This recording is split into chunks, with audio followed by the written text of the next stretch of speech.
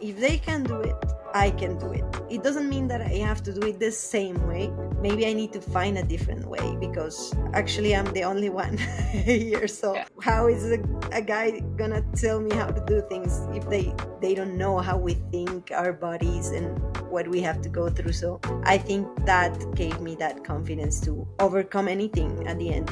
You are capable of anything you put your mind into. Is just finding the right way.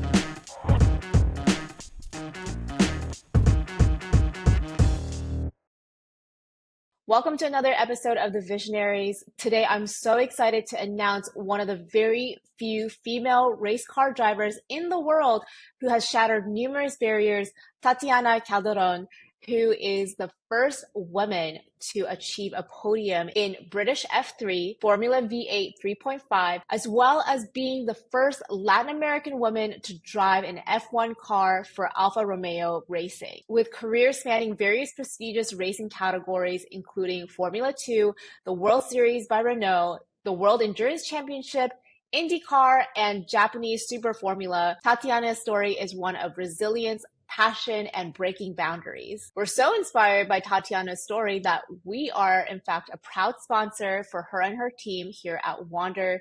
And on today's episode, Tatiana and I discuss how to overcome industry barriers, cultivate mental and physical strength as a race car driver, and build self-confidence as a female in a male-dominated industry. This is an incredibly inspiring story, so stay tuned for our episode with Tatiana. Cool. So let's get started. Tatiana, welcome to the show. Thanks so much for having me. It's a pleasure to be able to share with like-minded people that want to create a better world for the rest. Absolutely. And I'm really excited to have you, Tatiana, on the show because of our working relationship. To me, is like the perfect example of women supporting women. So even though like this is actually my first time talking to you, our teams at Wander and your team we've been interacting for several months now. So just to give everyone a quick background story, our team at Wander has actually sponsored Tatiana, and our teams have been working together. And to me, it's like a perfect symbiotic relationship because we're able to sponsor you in your racing endeavors. And in return, we've built this incredible relationship through some of the introductions that were made. So really appreciative of the opportunities that you've been able to give us. No, I really appreciate to have you and the whole team supporting me this year. It's been an incredible journey, and I think everything that you do is with a purpose.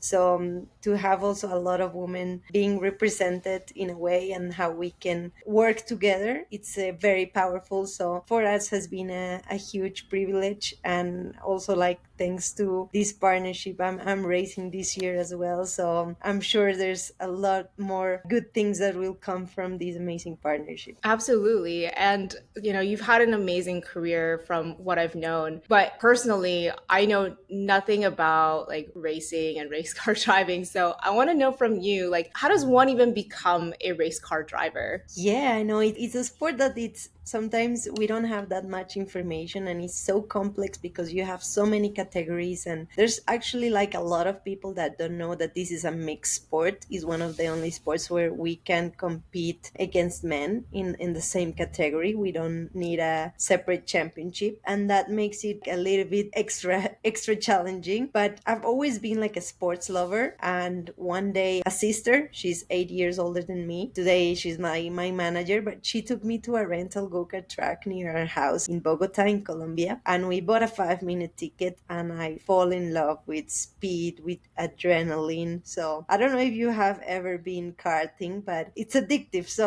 that's how I got my racing bug started, and I think quickly I realized this was what I wanted to do or to pursue in life, because I was so happy when I was driving that it took me a couple of years to convince obviously my parents and everybody around me, because we were like almost like the only girls that were going to a racetrack. It was a little bit odd, I have to say, at the beginning, but I think when you found your passion, it's just about finding the tools and the means to continue to pursue that dream. So in the beginning, you went to your first like go-karting experience with your sister. And then at what point were you like, oh, this is what I want to do for the rest of my life? And like, did you know at that moment that you were going to become a professional driver and what that means? Yeah, I think a lot about that time in my life because for me, it was like, oh, this is it. I found my real passion, like from that 5 minute ticket. And it was like a 9 year old girl telling your parents that you want to be a Formula One driver coming from Colombia. Everybody looks at you like, okay, let's let's take it step by step. I think I had it like I knew where I wanted to go, but it took a lot of convincing to do and to earn those like opportunities to continue with the sport because unfortunately it's like a very expensive sport. So you need a lot of support from your family, from sponsors to keep racing and to keep progressing through the ladder. But for me it was like instant love to this sport. I think also because there's a very famous Colombian racing driver that was reaching Formula One when I started. He's called Juan Pablo Montoya. And you can see it on the TV, and I was like, ah, I want to be there. And I've always been like this very competitive girl that wants to do really well in everything she does or whatever I put my mind into. So I can be very intense when I want something, and I think that's what really got me all the way to where I am today is because I don't like to take no for an answer. I want to convert that into a yes or a maybe. But yeah, very very early on I knew this was what I wanted to pursue. I would say that you're one of the very lucky people that at such a young age you were able to discover your passion, because I think either, a lot of people lose that passion as they get older and they get kind of confined by society, or they just go about their life never discovering what their true passions are in life. So I'm curious, like, do you still have that like same passion that you did at 9 years old, now, now that you're 31? It's really really good that you mentioned it, right? Because I think I'm very lucky in that regard, and in having a very supportive family, because I don't think many like parents would today. It's changing, but like pursue and make them like support me all the way through because they knew that was my dream. So I think I'm extremely extremely lucky. But today, like, there's a lot of things that go into sport, right? Like the politics side, the financial side, the being a woman side in a male dominated sport. So I feel sometimes like the society just wants you not to continue dreaming big. So sometimes I have to take myself back and look at the world like I did when I was 9 years old, where you think you can achieve anything and nobody has put like these silly barriers that you shouldn't be doing something or you should present yourself this way and not think outside the box. And sometimes I find myself trapped in that world, but I quickly try and get back to the roots and get back to dreaming big, and I still want to achieve so much in this sport because I truly love what I do, and I think that's the biggest thing that I could never imagine my life without this adrenaline and without pushing myself every time to what you think is the limit, but in the car is like you want to go quicker, next lap is going to be quicker. So I think I love that about the sport, and that's the minute I feel that doesn't move me. I think that's gonna be the day that I'll have to consider doing something different. But yeah, I think when we're young, we have these amazing dreams, and we should keep that mentality for as long as we can. And I love hearing that like you're able to transport yourself back to that 9 year old Tatiana. When I look at like some of the people who are really successful in the field that they're in, especially in the creative field, a lot of times what I hear the common thread is their ability to either transform themselves back into that like childlike state, or like in their heads they are still that kid, right, or that teenager, or whoever initially had the dream to continue pursuing it. And it's the same in my case of like to me, I have a 32-year-old body, but in my head, I'm like 13. So I'm curious, like for someone who has not been able to like tap into like what we call like inner child, what is your advice in terms of like how to reconnect to like that initial passion, that initial like childlike mindset? Well, that's a really good question because I feel like when you start doing something, you have to like know what you love doing, right? Because that's when, I don't know, your mind is at ease, your body, your everything connects through that, and then you're like sort of a different person, and you attract that energy that at the end you need for things to happen, and for you to believe in yourselves, believe in what you want to achieve, right?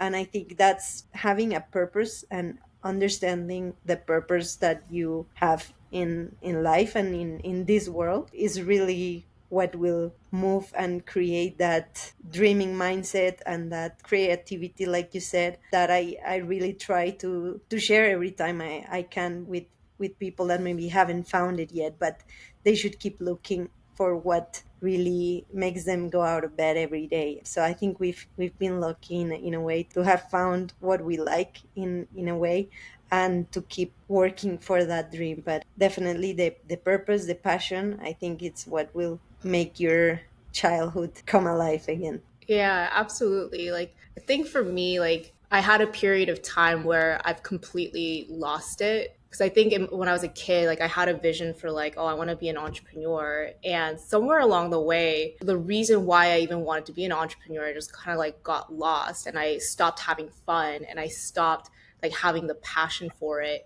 And it took me several years to just like reconnect and like ask myself, like, why am I here? Like, why did I even begin this in the first place? So to me, there's a little bit of like maintenance work that needs to be done in terms of like reconnecting back to your inner child, like meditating and visualizing and things like that. And I'm curious, like, how often do you also just kind of like sit in a quiet space to like visualize or meditate or do affirmations, if you do? Not enough, but I do like right when you feel a crisis, that's when you like, oh, I need to reconnect to why am I here, what do I want, where do I want to get, and how can I get there. And I've been like exploring, like I'm very curious in everything I do. So like, traditional non-traditional medicine ways of hearing your body and knowing yourself is so important. So I do a couple of meditations a week. They say it's better to do it like on a Friday after 6 p.m. until like Saturday 6 p.m. The people that I have been working with, to like channel all their energy and to really know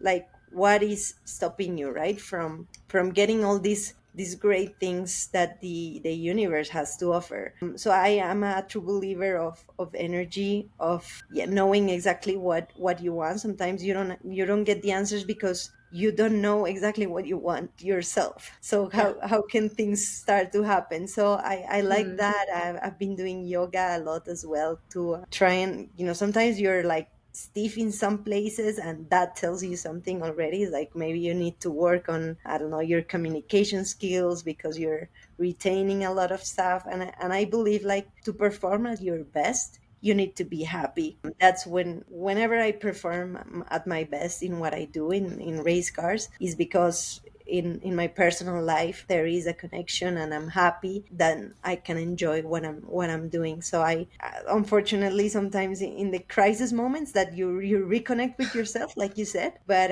yeah, I try to do that, and I believe in all that energy and the people you surround yourself with that have things to keep you in a good mood. One of the things that you mentioned that, prompted my next question was regarding like feeling your body. Cause I think that's one of those like another one of those like energy related topics. And I'm so curious, like when you're in the driver's seat and you're in that like super focused mode, are you actually thinking, or do you feel like you're just like in your body and you're just kind of like in this motion? That's a really good question, because that's why I love what I do so much. But it's like when you have that connection with the car, you're not thinking, because the car is doing exactly what you want it to do. Like, I want the car to turn in here, and there is this flow, this symphony, I would call it, when everything just comes and you're not like a natural and you don't have to think because there is this flow. But unfortunately, you not always get that flow, like that connection with the car. So that's why we have so many like variables that we can change, or our engineers can look at some like hundreds of data that we collect on each lap, to try and get that car to that flow that the driver needs. So when you don't have that flow, you start thinking, you're like, this car is not doing what I want, and I don't know how to do this next corner because I hate this feeling, and we should change something. And that's when you start to go slower. So Yeah. it's that's the beauty and the difficulty of the sport, is how do I get to that window of where I'm in peace and enjoying every lap, because the car does exactly what I want and I can predict it. And sometimes you just suffer a lot and you overthink, but then you try to work on, okay, even if I don't like the car as much, how can I get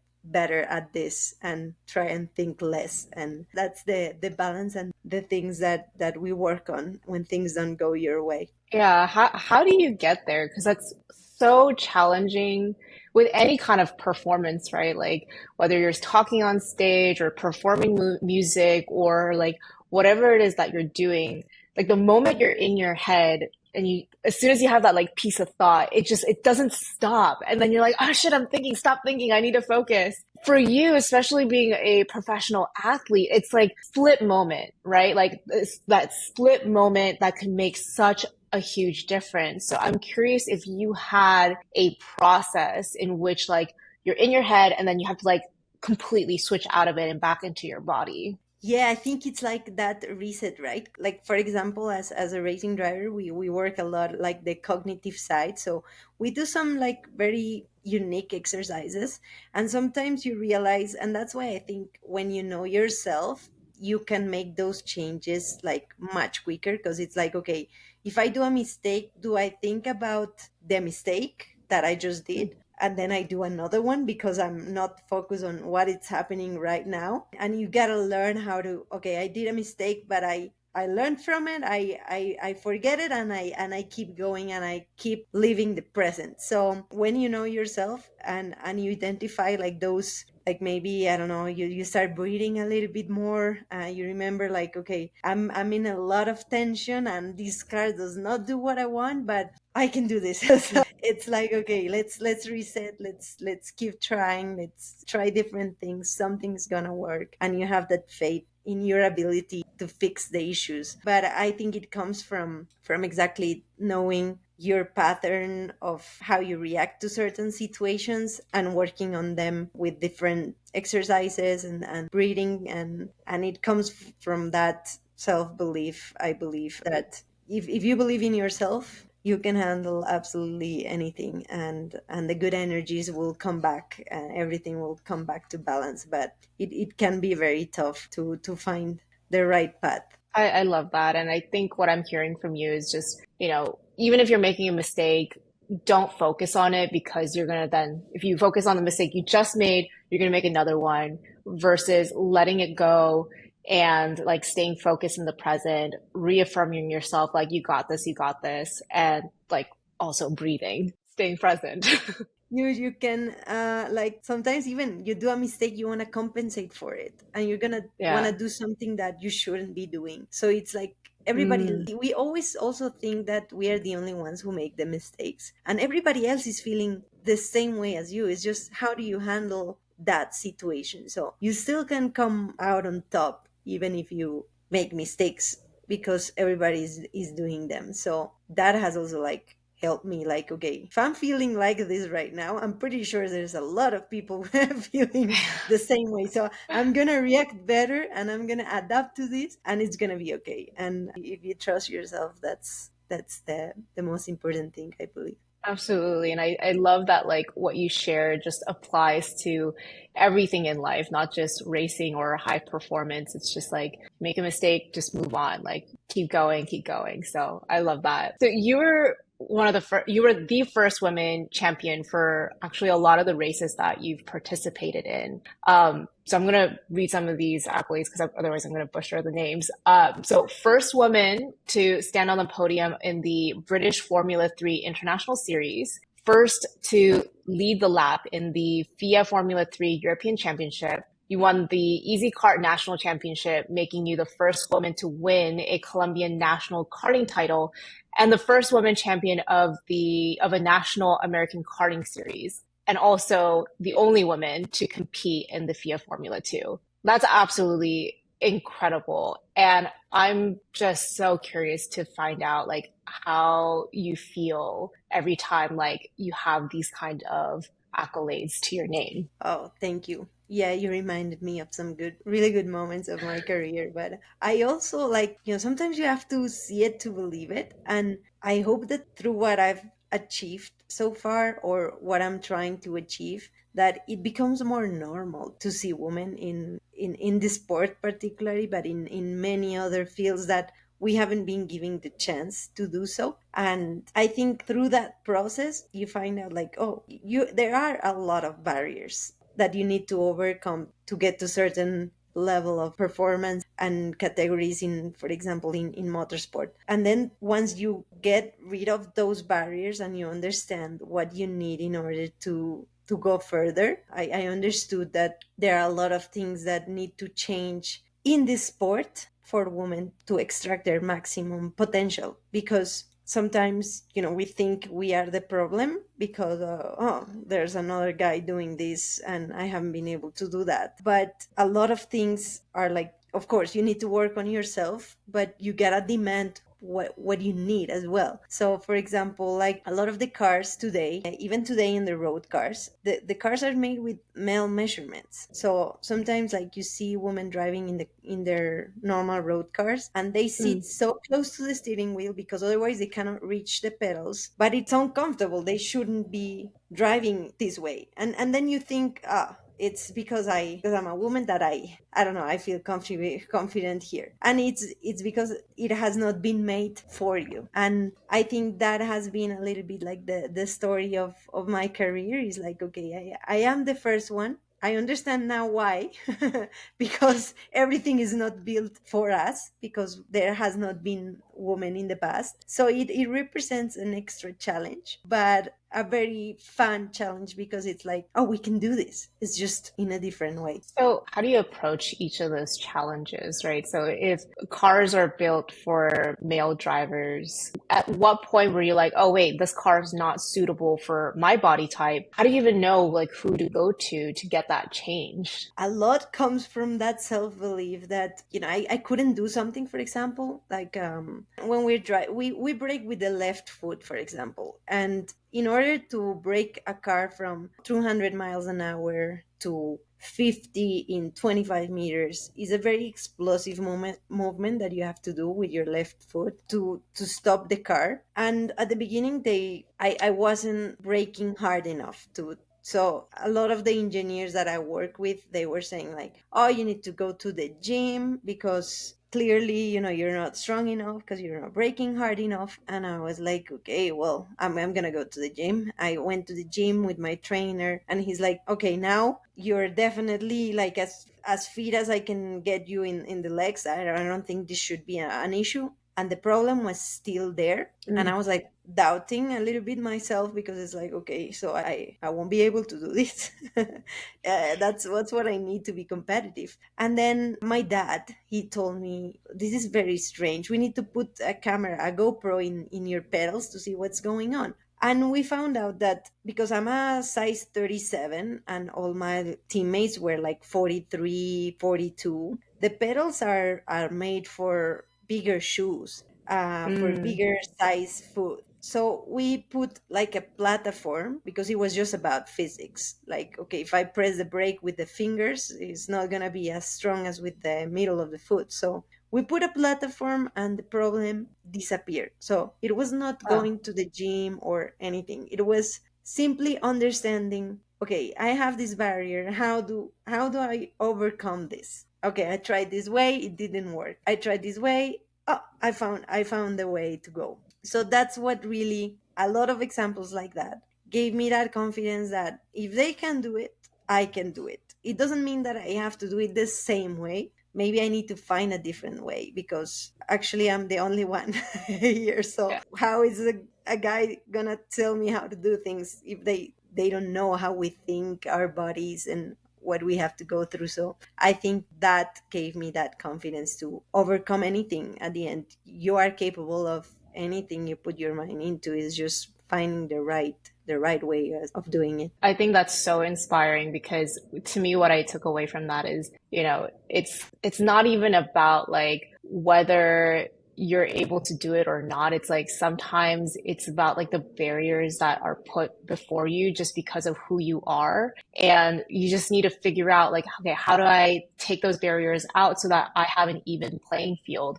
And as you said, it's not even about like whether your left leg was fit enough to hit the brakes or not. It literally just had to do with the size of the brakes and whether that fit for your feet versus like the standard size for men. So it's just crazy that like that one little change like helped even out your playing field. Oh, you put it very nicely. I couldn't have said it better. So one of the things that I read online was that during training, you actually increased your, I think it was your neck width by 3.5 inches. Is that true? That is true. In order to drive a Formula One car, that's the strength needed in your neck because of the G forces. You gotta resist like over like 40 kilos with your neck just in order to like look straight, not even go like very quick. So I had to do a lot of training. I remember there were times where I was like, I don't want to go out of bed because I can't move my neck anymore. And you still had Wow. to go training again because, that first opportunity that I got in Formula One, you don't know if it's going to be the only opportunity you have. So I was like, okay, no woman has driven this car before. It's going to be my first time. And I want to make sure I'm super super ready in case that's the only opportunity I get. So that was, yeah, very stressful moments because of the training that requires to drive one of those cars, but it was definitely like worth it. But I had to change a lot of shirt sizes because of. That's crazy. So like what are some of the exercises that you were doing that got you to that width? So I was training twice a day, and there was like it's a unique machine. There's only one in the world. It's in Austria. I found this amazing trainer that worked with F1 champion, and he developed a machine that where you're sitting like exactly the same position that you would in your race car, and you have some cables connected to your helmet, and it would Mm. put like pressure, so you had to move the machine in all different directions for an hour in the morning and an hour in the afternoon. And that really, it's a very small muscle, so it grows quite quickly, but you have to be very careful with it because it can be overloaded very very easily. But we train like reflexes, multitasking, because when you're driving you have this steering wheel that has so many buttons and so many functions that your engineer is telling you which ones to move while you're driving more than 200 miles an hour. Is like a lot of multitasking involved, a lot of memory, a lot of naturally knowing where things are while you're trying to like while you're driving with all this pressure, and everything happens like so quickly. So we train that a lot, the cardiovascular system, because our bodies are so hot and in a position where the flow of oxygen and blood is not ideal because of the Mm. position that we're sitting on. So there's like sometimes we did like 1.5 hours of bike on the sauna sort of. So Oh, there's wow. there's a lot of training involved to perform at that level and not lose concentration for 1.5 hours because you're in the wall if you lose the concentration. And Wow. it costs a lot of money and it's very dangerous.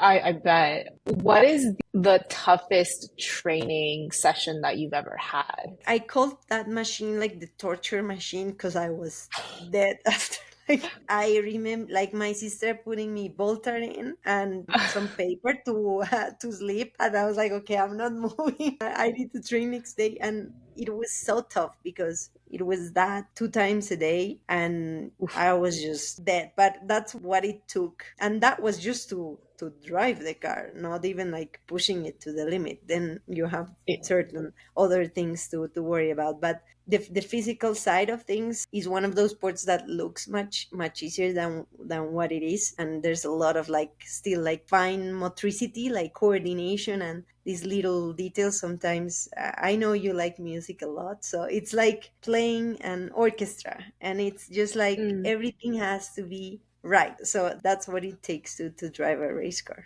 Yeah, it sounds to me that it's not just even about the physical aspect, right? Because you're having to train on a daily basis. You put on these like torture machines, as you said. But I imagine that like when you're strapped into a machine like that, or you're biking for an hour and a half inside of a sauna, a lot of times it's not even a physical battle. It's more mental. I'm curious, like one, what goes through your mind when you're training? And two, how do you continue to have like a mental resilience through training and through all the different races like throughout the years? Yeah, you're absolutely right. It's much more mental, and it's just like it's so difficult to simulate what you feel in a race car. And unfortunately, it's not one of those sports that you can train daily, because of the cost and the infrastructure of it. So it's not like okay, I'm a tennis player and I can go and play in any surface anytime I want, really. So we try to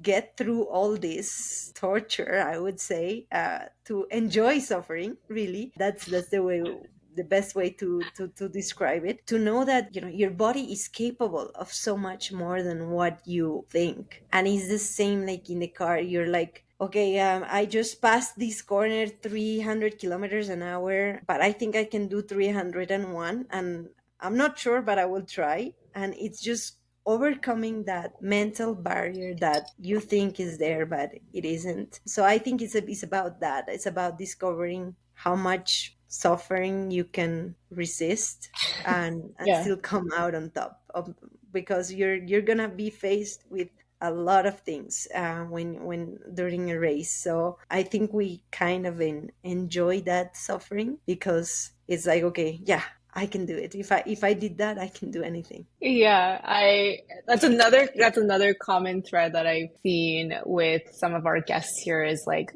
how much are they able to withstand that like suffering? And my theory on pain and high achievers is that like we're almost addicted to that suffering in itself. Like we get some kind of high from like, oh, okay, this is so hard, but like let me just push it just a little bit harder. And you're just kind of like it's a weird mental wiring. I personally find it to be the exact as like being addicted to something. You just want to keep going, no matter how much pain it's causing you internally or externally. You're just like, okay, cool. I love it so much that regardless of what else is happening, I just want to keep going. So yeah, I don't know if that's how you think about it. Yeah, it's like I enjoy suffering and I miss it when I'm not doing it. And you're like, why do I like this? But it's like the reward that comes after is like, I can actually do that. Yeah. So yeah, it's funny. You described it really well, and I don't know why we like it so much. Can you share us a story of like if there was a time where that suffering has gotten so big that you're like, okay, if there was a time that you ever wanted to give up? Yes, a couple that really, sometimes it doesn't matter how much you train or your capabilities. Sometimes there's something that you gotta learn, and it only comes from losing and understanding why you love this so much. That yeah, there's been a couple of times in my career where nothing clicked. It was all going downhill, and you're like, okay, I'm doing all this and I'm not enjoying the journey so much, because at the end I like winning, I like challenging myself, I like performing, and I know I'm capable of much more, but why isn't this working? But then every time I thought, okay, when I had that kind of doubt, or I was like always, okay, I'm gonna give myself that last chance. and something good happened. So sometimes Yeah. when you just release that pressure that you put in yourself, and you just really focus on enjoying more than the result itself. The result is it's at the end. It comes when you do things right. But we often want to skip all that and go straight to the result. So I think that I have felt that in my career a couple of times, and I had to go through, like, one of my teammates in 2019. He died in one race. I was just like a couple of seconds behind him when he had Oof. his accident, and that really got me like thinking, like, okay, this is a dangerous sport. Do I like it still, and am I willing to do this for longer?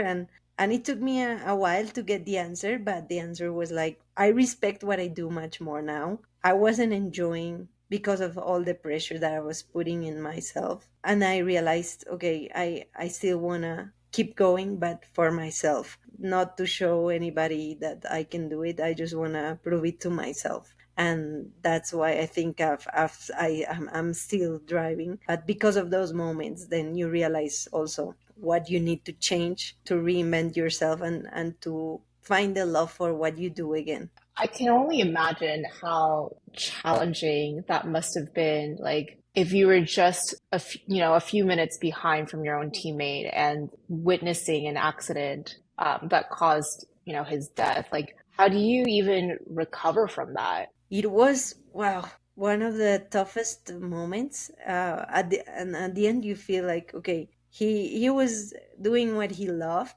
and we are all broken.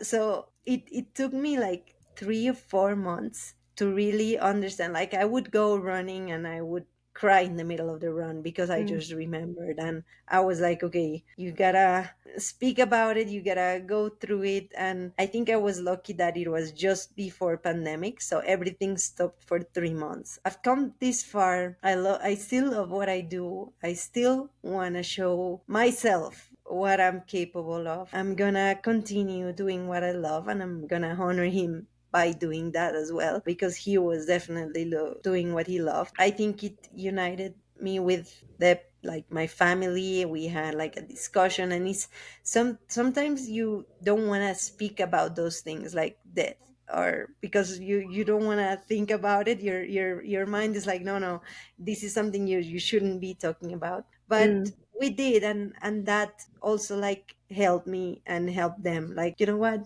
if you're doing what you love, we're all gonna die one day, and it's better that we die doing something we love and we're passionate about. Yeah, wow, it's amazing to hear that like your family has been so supportive through your entire career. Like, I hear people who've had to cut their family out entirely because they just don't see eye to eye on what they're doing. And I imagine like, them having so much concern, especially in those months of like, of what you've gone through. Were there ever times where they didn't want to support you because they didn't want to see you get hurt? We have had some discussions about some races they don't want to see me in because they're super, like, more dangerous than others. But we always came to, like, okay, even if they don't want me to do it, they always have given me the chance to choose what I want to Mm. do. And I think that's very powerful, and I'm very thankful, because at the end they could have said, no, you're not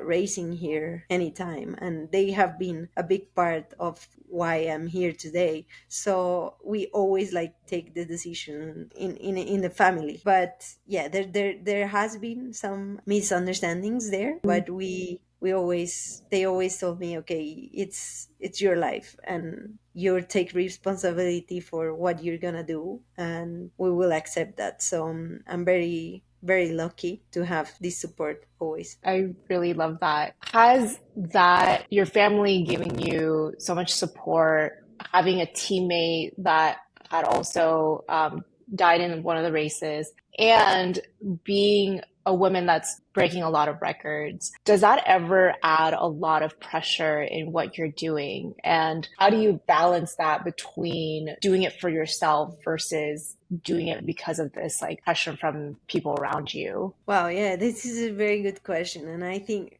a lot about it, because obviously representing myself, but you're also representing like your country, you're representing women in the sport, and it can be very difficult because you're judged differently just because you're a woman. Sadly, that's the reality that we face. But every time I found myself in that pressure moment, I was like, okay, if I had no pressure, that means I'm not on the bridge of doing something special. So Mm. if I have that pressure, that means I'm doing something good. You can see it on like your rivals' faces, on their teams. When you're, sometimes they start greeting you before the weekend, and then when you're quicker, they look away. They don't want to face you, and that way, I feel like even if it's not a great, like a negative, that nobody will greet you or talk to you or anything like that, it's still a positive, because it means they're feeling it. They're feeling that you're coming for them, that you're a rival. And that happens with pressure as well. I feel like pressure is a positive thing because it makes you want to be better. It's like, okay, if I have that pressure, I better perform. Okay, I'm going to prepare myself better. If I have that pressure, it means I'm doing something great. So I kind of try to look at it in a positive way. And if you can be that person that changes the balance, that changes people's minds, Mm. that a girl can turn on the TV and see a woman doing well in a race, that means the world to me. So pressure is a very positive way if you handle it and you understand it in the right way. It's a beautiful mindset to have because, I'm tossing something at you. I'm just like, what do you think of this, all this pressure? And you're like, actually, it's a great thing. It's positive. So always starts with the mindset. And I love the answer that you gave me because it kind of gave me goosebumps when you're like, oh, like they know I'm coming after them. It's like, woo, she's got it.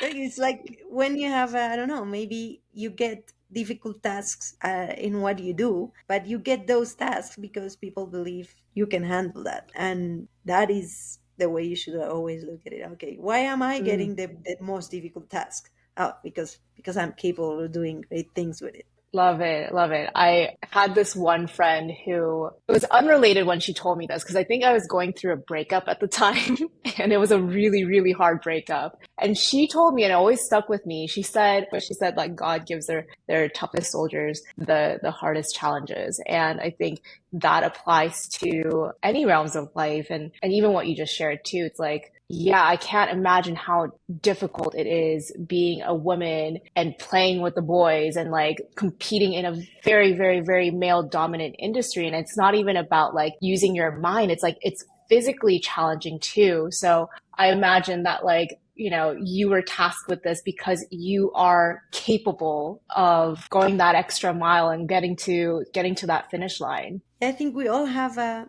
reason why we're in this planet, right? And why we're giving the tools we've been given. And I truly believe we're here to change things, to find that purpose. And maybe you're absolutely right. You get those tough moments for because something great is gonna come, and you Mm. gotta be prepared for it. Absolutely. So, can you talk to us a little bit more about like other significant challenges that you've encountered as a female driver?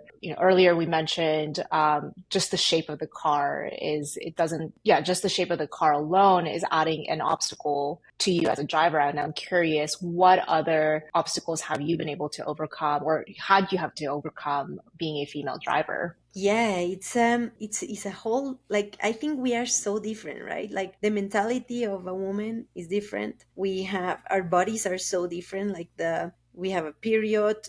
We are not the same mentally or stable during the whole month. Just it's our nature. We can't fight that. It's the way we are, and we should accept and embrace that because we are unique in a way. But that when you're facing men, it's like, okay, I gotta know, maybe women, we have less self-confidence, so it's something we have Mm. to work more. The way we move or we feel the car, for example, we are maybe a little bit more gentle. We have different strengths and weaknesses. It's not better or worse, is different. But because we drive these cars that are so there's so much technology involved, and very little details make the difference because the car is like 80% of your result. Let's say, how do I get people that have been working with men and around men for over 50 years to change their mindset, to understand that I'm different, that I need different things to perform at my highest level, because they need to extract my natural potential. I like we were discussing, if I start to think of how I should drive because I have to adapt myself to how they drive, I'm going to go slower because I have to think about it. So the biggest challenge I think that we are facing right now, and it's because there's like a lot of things, women participation in a lot of things is like going crazy. Like everybody's like, yeah, we're getting more women, more women. Yeah, it's great to increase participation because that's the way to grow. But we don't want to be there to participate to make up the numbers. We want to be there to win, to show Mm. what we are capable of. But in order to do that, you need to extract the maximum natural potential that I have. And you don't know how to do that because we haven't had any woman at that level. So it's a try and error, a discovery, aligning with a lot of great people that want to see you succeed, great women like I have found in Wonder, in Carol G as well, and other people that have believed in what we can achieve if we work together and find the answers to it. So that I think is like the biggest challenge, to get all the data and be able to not just make up the numbers and participate, but to show what we can do and that we can win in the sport. What are some of the hesitations that people have in supporting a female driver? Or what were some of the conversations that you had to have to get to where you're at now? I have to say, a lot of people see you like as charity, and it's like, what? How can a woman, like, this sport is perceived as like a macho. You gotta be brave to drive a race car, and it can be not further away from reality. But because a lot of people cannot access the sport, or like, it's not like, okay, I'll take the racket and I play a couple of balls, and I found out that it's quite difficult sometimes the way the ball comes at you. But not many people can experience this, and they have this belief that you gotta be super brave to drive a race car. And at the end of the day, it's, if you're sensitive enough and know how you need to drive the car and efficient in an efficient way with the right strategy and with the right tools, you can be very successful without being reckless, let's say. So the biggest challenge is for them to understand that because nothing has been done to get the best for female athletes in the sport, for them to believe that you can actually make the difference, that you can win. And that belief comes really from, that's why I love like to interact with other women that have had the same challenges in different areas, and they understand that giving the opportunity is, it's all about that, of that, getting that opportunity. So the biggest challenge has been to, for people to understand that this is a sport where you depend a lot on how much sponsorship you get to change the cars, to get good equipment, to get the best engineers, to get all the resources that you need in order to perform at the highest level. And because we haven't had many women, there is not this knowledge of that. And you mentioned at the beginning of your response that like sometimes they see you as charity. And I'm curious, like, how does that make you feel? Like, what goes through your mind when like that's kind of the situation, or that's how you perceive the situation? Yeah, it's like they want you in the car because of marketing. It's like, okay, a woman has a lot of attention in a male dominated sport. Even when you don't want it, you have it. So they are all like, okay, maybe we can give her like, not the best material because she's gonna participate, she's not gonna Mm. win. And that obviously is very frustrating. So it's like, okay, I'm doing all this effort for you to not even let me get a real shot at it. But it's the reality right now. It's changing. And I think it helped me to understand that I need to create more or better opportunities for myself. Before I would do anything, I would not say anything because I wanted to fit in. Like, okay, I'm not going to say that this is a disadvantage, or that they're giving me this or that, and that the cars need to change, and that a lot of things I was like not complaining because I wanted to be taken seriously. I realized that if I don't speak about these issues, nothing is gonna change, and we're not gonna get more women competing or winning in the sport. So I started to speak more, to change that approach, and sometimes you gotta lose certain battles to pick up better ones. And that's what our, like, me and my sister's mindset is at the moment. Is like, okay, I don't want the bad car and the something that I cannot do anything that more than participate. If I have to say no, I will, because I deserve better. And I think that has to be the mindset for a lot of people and a lot of women, that we should take what we deserve and demand that, and we are trying to do that. Wow. And that takes so much courage and mental clarity to be able to just turn down opportunities, right? Because, what you're saying to me is that like there are opportunities where people want to sponsor you, but if you say yes to them, you're almost boxing yourself in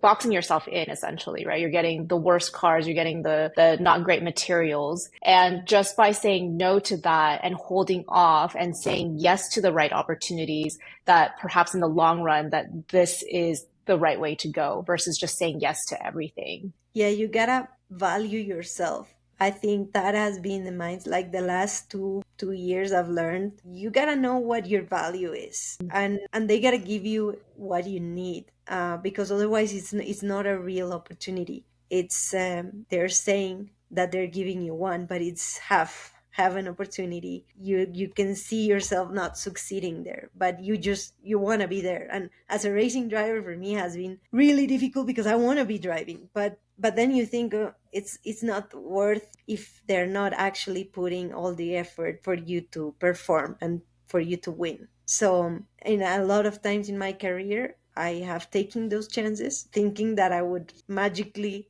solve something, and I would get that result. But it's not like that, and it has to, everybody has to feel it, to really Mm. know that you can do the job well. And otherwise, like, it's all about that energy. So we are working harder, in every aspect, like in the sponsorship side, to be able to choose where we want to go and not just fill up wherever there is a seat available in our sport. Yeah, and I think what you just shared can be applied to business, whether you're an employee of a team or if you're an entrepreneur, like learning to say no, like it's so powerful because saying yes to the wrong opportunity can actually set you back so much more than just saying no and saying yes to and waiting to say yes to the right opportunities. And as an example, like being an agency owner and working with different clients, sometimes saying no to certain types of clients that you're working with is better than just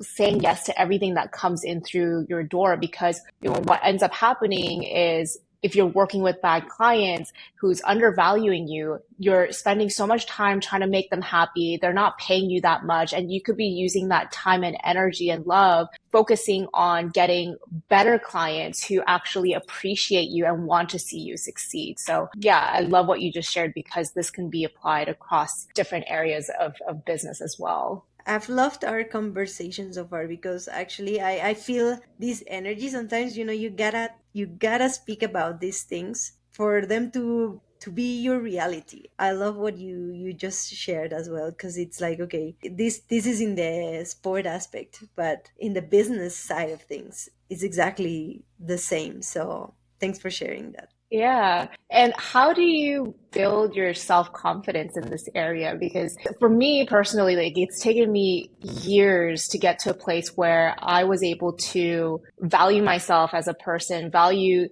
the agency's worth, and just there's just so much work that you have to do to be able to say like, I'm better than this. So how do you, especially being in this world where everything's competitive, everything's male dominant, everyone's telling you no, or like, as you said, like they take you as like a charity case. Like, how do you continue to build self-confidence? I received a lot of help from, I have a special psychologist, I have a coach, like three different coaches, because I think at the end, from everybody, you can learn something, Mm, and you gotta have like a strategy. But I feel like what really gets my confidence up is, when you look at all the stuff that you've done and you think on certain, it may just be one day, right, that you remember that everything clicked and that you were able to extract the maximum performance out of you, and you were